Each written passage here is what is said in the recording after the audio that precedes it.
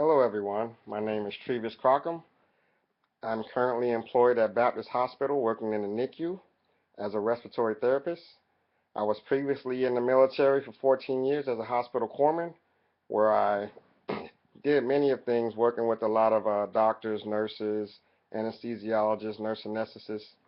Um, the reason I'm going to the nursing program is because as a respiratory therapist, I work with a lot of nurses that actually influence me to want to become a nurse because there's many of avenues as far as education goes and also careers.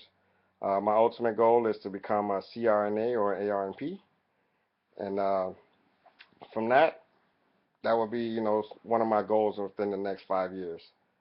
My dream vacation spot would be to go to St. Lucia and sit on the sit on the beach in a chair, look at the water, watching the sunset with my wife, and have someone cater to me.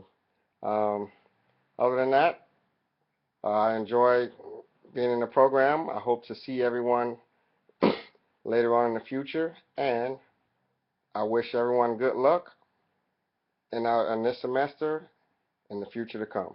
Thank you.